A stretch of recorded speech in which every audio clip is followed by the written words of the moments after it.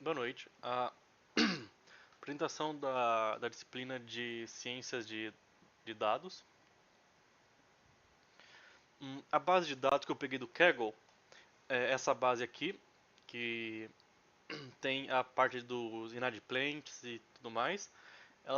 Ela contém três tipos de planilhas. Uma planilha mais bruta, uma planilha e duas planilhas pré-processadas. Eu peguei a planilha mais bruta para tentar trabalhar melhor com os dados, né? Só que no Education Level, aqui que ela diz que as categorias estão em strings, na verdade elas não estão, como nós podemos ver aqui. Ele já meio que pré-processou e aqui já ficou com setado de acordo com os níveis. Infelizmente não deu para trabalhar isso e para mudar isso no código.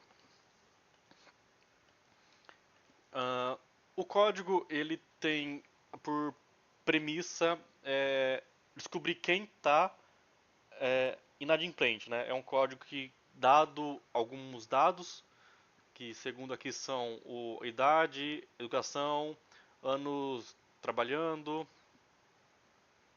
endereço, valor anual, é, o, o de, quanto que ele tem de rate of the application, total month debit payments after month gross incoming. Que é a proporção, né, entre o valor dele e o valor que é debitado dele, da renda das dívidas, tanto o cartão de crédito debita, outros débitos, e se ele está ou não inadimplente, né. Então, vamos para o código. Aqui, como que a intenção é ver se ele está inadimplente, nós fazemos a importação da planilha, primeiro. Depois nós fazemos uma verificação se existem valores nulos, né?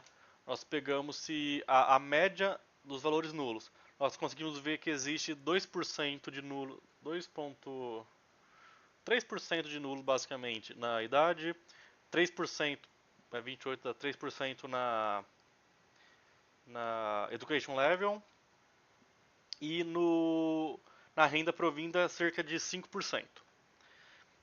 Aí nós vamos dar uma olhada em como que os dados se encontram, né? Como eu disse já, o Education Level não se encontra naquela estrutura de string, ele já está pré-processado, então já está nivelado, né? Porque nós podemos nivelar que, no caso, uma pessoa pós-graduada está acima de uma pessoa graduada, em questão de conhecimento e estrutura escolar. Aqui nós vamos ver como se encontra os valores da idade, só por título de curiosidade. Ele tem um ponto fora da curva, né, que está bem acima, que seria 136 anos. Como é somente um ponto, eu não achei muito necessário, apesar de ser bem absurdo uma pessoa de 136 anos, né? Não é impossível, mas improvável. Mas é somente um ponto, então eu preferi deixar ele e não manipular ele. No inadimplente, nós temos um problema de tipação, né? A planilha vem com uma string, duas strings, né? E quando nós formos tratar os dados, isso provavelmente vai dar erro. Então nós vamos tratar dessas strings também para que elas virem números. Antes de tratar as strings, eu só preenchi os valores que tinham números por zero, né, todos os valores por zero. Aqui eu tratei as strings, como eram somente duas strings, né, eu acabei nem montando um regex ou algo do tipo. Eu só peguei os valores e substituí pelo zero mesmo, porque é um pouco mais simples também, já que não tem grandes valores, ou não precisa generalizar tudo. Certo? Tá. Aqui nós vamos verificar se realmente aconteceu o que a gente queria, né?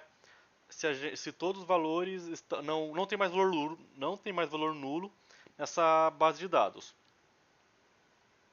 Isso daqui um problema que a gente pode encontrar mais para frente. Como o default está inteiro e não em float, e muitas métricas trabalham em float, então eu já setei ela, eu transformei a variável para float para não dar problema quando for fazer os aprendizados. Aqui eu importei a parte do treino test split, fiz a separação do treino e do valor, do treino e do teste.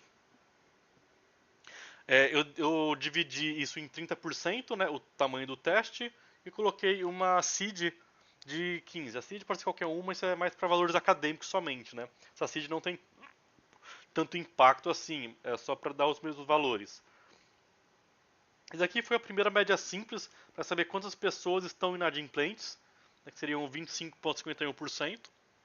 Aqui é uma passagem de variável, que no caso o treino e o teste, ou valores, né, de teste.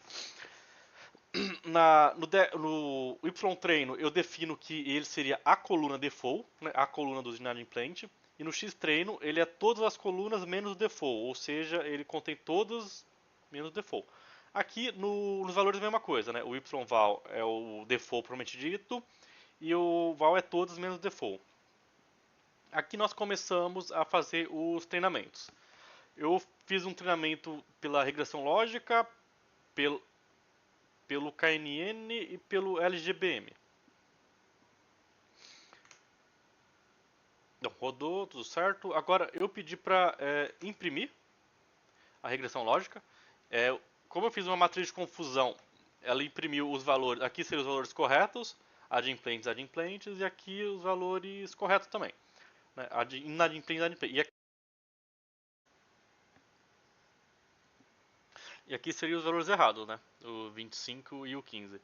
A diagonal principal certos, a diagonal secundária os errados.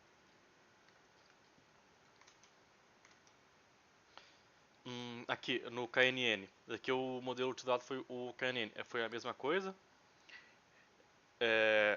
Os certos e o errado. Ele errou bastante no quesito de.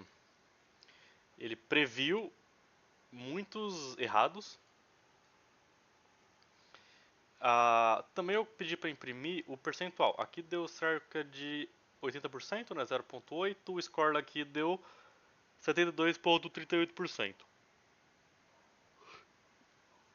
No LGBM, ele foi bem semelhante à regressão lógica. Tanto que aqui foi de 137, 15, 27, 31. Ele foi 137, 15, 29, 29. Dois daqui passaram para lá. Como a base de dados não é tão grande, a diferença deu só de 1%. A base de dados tem 700 valores, se eu não me engano. Então a diferença não foi tão grande assim. Isso aqui foi algumas métricas que o professor colocou, né? Que ele deixou lá nos slides que eu achei que seria interessante fazer a comparação. Ela também tem a matriz de confusão, que é a matriz que está printada lá em cima. Eu optei por deixar para guias de comparação. Isso aqui é um modelo constante, né? A gente consegue ver a acurácia dele. A acurácia dele 72%. Daqui da regressão lógica, ela tem uma acurácia um pouquinho maior. A diferença que está dando na matriz de confusão nos valores daqui e daqui é pela base que está pegando, né? Aqui nós estamos pegando pelo valor, pelo o teste, né? E lá nós estamos pegando pelo treinamento, pelo próprio treinamento. Também é interessante fazer isso para ver essas validações. O percentual lá de 80% ainda é um percentual comparativo com aqui de 82%, não é tão distante. O KNN ele deu 72%, que aqui ele foi um pouco melhor, já 79%, aqui ele teve com 72%, ele já subiu bastante até, com uma amostragem maior, já que está 30%, né, 70% para o treino e 30% para teste. E aqui deu bem melhor, deu já 91%, lá antes ele tinha dado um pouco menos de 80%, e aqui ele já conseguiu dar 91%. O LGBM, então, conforme for populando o modelo, ele, pelo menos numa análise simples aqui, ele tende a ser melhor. Isso aqui foi só uma lista de comparação para imprimir os três e comparar visualmente. Eu não consegui deixar eles lado a lado, mas tudo bem. Isso aqui foi a curva ROC.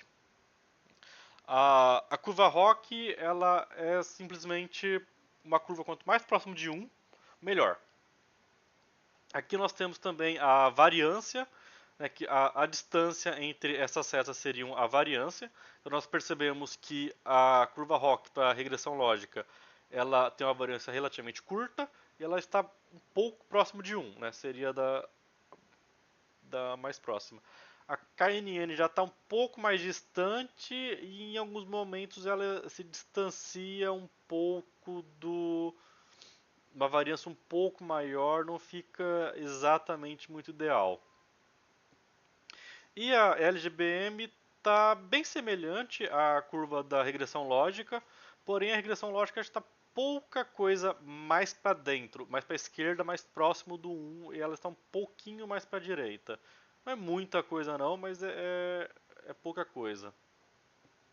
Então essas seriam as análises e o que daria para ver nesse caso, né? É um caso interessante que hoje em dia tem bastante empresa de crédito e tudo mais. Então você conseguir avaliar as pessoas, se elas vão pagar, se elas não vão pagar, se elas estão inadimplentes ou não, é algo a se pensar e fazer essas métricas.